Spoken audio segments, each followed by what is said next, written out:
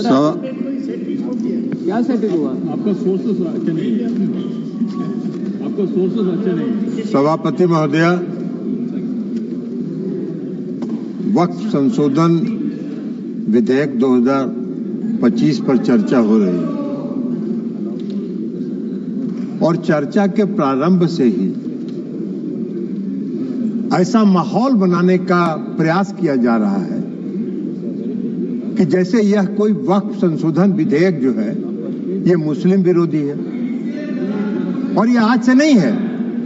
जब ये वक्फ संशोधन विधेयक इस सदन में पेश हुआ था जेपीसी में जाने के पहले, तब से ये नैरेटिव बनाने का प्रयास किया जा रहा है पूरे देश में, और पूरे देश का माहौल खराब किया जा रहा है यह बता के कि यह मुसलमान विरोधी है। कहीं से ये मुसलमान विरोधी नहीं है, कहीं से मुसलमान विरोधी नहीं है। क्या है वक्फ? वक्फ कोई मुस्लिम संस्था है क्या?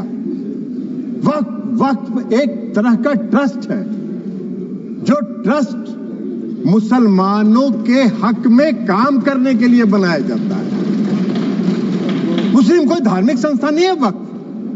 ऐसा नैरेटिव बनाया जा रहा है जैसे ये कोई मुसलमान, हाँ उस ट्रस्ट को ये हक है, उस ट्रस्ट को ये अधिकार होना चाहिए कि वो मुसलमान समुदाय के हर वर्ग के साथ, चाहे वो महिला हो, पुरुष हो, गरीब हो, अमीर हो, पिछड़े हो, अति पिछड़े हो, सभी वर्ग के लोगों के साथ न्याय करे, जो नहीं हो रहा है।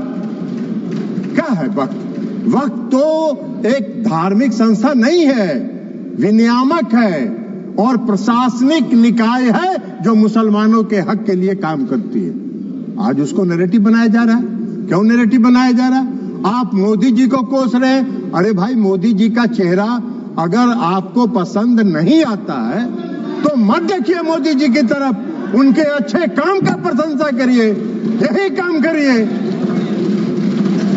लेकिन मोदी जी ने जो आज काम किया 2013 में, जो आपने पाप किया था, उस पाप को समाप्त करके आज मोदी जी ने पारदर्शिता लाने का काम उसमें किया है।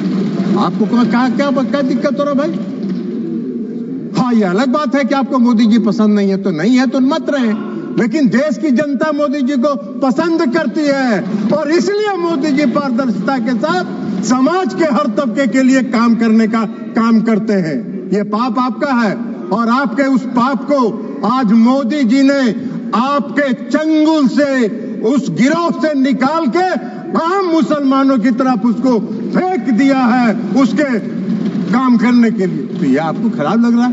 क्यों खराब लग रहा है भाई? ये खराब लगने की कोई चीज तो है नहीं। आप मुसलमानों के कल्याण के विरोधी हैं क्या? आप मुसलमानों के कल्याण के लिए अगर मोदी जी ने कोई काम किया तो उसकी प्रशंसा करनी चाहिए थी। लेकिन आपको आज क्या है? आज इस देश में दो तरह के लोग इस वक्फ संशोधन विधेयक के खिलाफ हैं। एक वैसे लोग जो अपने वोट के लिए धार्मिक मामलों का इस्तेमाल करते हैं, वो इसके विरोध में हैं और वो इसके विरोध में माहौल खड़ा कर रहे हैं। और दूसरे वैसे लोग हैं जिनका इस पर वक्फ पर कब्जा था, वो अपने कब्जे को चंगुल से जाते हुए देखकर आज इसके विरोध में खड़ा है। क्या है भाई? क्यों विरोध कर रहे हैं भाई? इस संशोधन के विरोध का क्या कारण है? कोई कारण नहीं है। वक्फ का जो पूरा कार्यकलाप है, वक्फ का जो पूरा वर्किंग है, उस वर्किंग में तो कहीं से इस संशोधन में हस्तक्षेप करने का कोई अधिकार नहीं है। लेकिन अगर वक्फ के कार्यकलाप में हम कोई हस्तक्षेप नहीं कर रहे हैं, लेकिन हम वक्फ का जो आमदनी है वह आमदनी सही मामलों में मुसलमानों के लिए खर्च हो, इस पर नजर रखने के लिए हम इसमें संशोधन लेके आए। आपको क्या दिक्कत नजर आ रहा है इसमें? इसलिए कि आपको लग रहा है कि नजर में तो आप चढ़ जाएंगे, नजर में तो आपके चढ़ जाएंगे। अब आपका वो चलेगा नहीं जो गिरोह आपका कब्जा में था। मुसलमानों के हक में काम होगा, बेहतर प्रबंधन होगा, धन के दुरुपयोग को रोका जा सकेगा और सिर्फ उसके कार्यकलाप पर निगरानी रखने का तंत्र विकसित किया जा रहा है। इसमें आपको कोई विरोध का आधार नहीं है। और ये नरेटिव अगर आप बना रहे हैं पूरे देश में तो अपने लाभ के लिए, अपने राजनीतिक लाभ के लिए, अपने वोट के लिए आप इसका इस्तेमाल कर रहे हैं।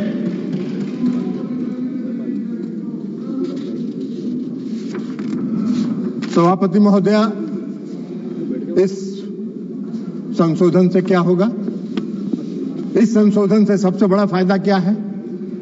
आज मुसलमान समुदाय के अंदर, ये नैरेटिव तो आप बना नहीं रहे, मुसलमान समुदाय के अंदर पसमानदा समाज के भी लोग हैं। आप जरा बताइए हमको, पूरे देश भर का उदाहरण देके बताइए कि पसमानदा समाज का वक्त पर कोई है, वक्त में उसका बेचारे का कोई से है? कितनी बड़ी आबादी है पसमानदा समाज की, उसका कोई से है? आप पूरे देश में, आपके नेता, कांग्रेस पार्टी के नेता पूरे देश में चिल्ला चिल्ला के कह रहे हैं जातीय गणना कराइए, जनगणना कराइए, तो कराइए, तो मुसलमान के पसमानदा के आप खिलाफ कहां हैं? अगर उनको हक दिया जा रहा है और उनको अधिकार दिया जा रहा है। आपको बता देते हैं, आपको बता देते हैं, आपकी सेकुलरिज्म की एक कांग्रेस पार्टी के एक नेता का कल हम देखे अखबार में एक बयान छपा हुआ है कि जेडीयू सेकुलर पार्टी है, उसको देखना है। अरे जेडीयू को और नीतीश कुमार को आपके सेकुलरिज्म के सर्टिफिकेट की आवश्यकता नहीं है, उसकी आवश्यकता नहीं है। आपको हम एक बात बता देते हैं, सेकुलरिज्म की आपकी परिभाषा है समाज को वोट के लिए बांटो, भावना की राजनीति करो और वोट लेके देश पर राज करो और राज करो। यह आपका सेकुलरिज्म का परिभाषा है। नीतीश कुमार जी का और जेडीयू के सेकुलरिज्म की परिभाषा है कि बिना कोई विवाद किए हुए काम करो, समाज के हर वर्ग के लिए काम करो। आपने तो इस देश में बहुत दिन शासन किया। आपको एक मिनट सुनिए, जयप्रकाश जी आपको बता देते हैं, बिहार में नीतीश कुमार जी 20 साल से बिहार के मुख्यमंत्री हैं। आजादी के बाद से आपने कब तक शासन किया? कांग्रेस पार्टी ने बिहार में कब तक शासन किया? आजादी के बाद से नीतीश कुमार जी ने 20 वर्षों में मुसलमानों के हक में जो काम किया, आजादी के बाद से आज तक नहीं हुआ। क्या हुआ? मुसलमानों के लिए नीतीश कुमार जी ने तालमी मरकज बनाया, हुनर योजना चलाई। भागलपुर दंगा हुआ था, किसके राज में हुआ था? वेणुगोपाल जी, आपके राज में हुआ था।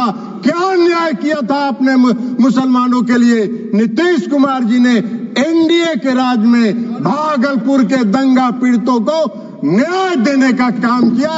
यह काम नीतीश कुमार जी ने किया। आपका सेकुलरिज्म की क्या परिभाषा है? नीतीश कुमार जी ने पूरे बिहार के कब्रिस्तान की घेराबंदी करा दी। आप तो आजादी के बाद से इतना दिन शासन किए, कौन सा काम आपने किया बिहार में और मुसलमानों के हक में, ये बता दीजिए।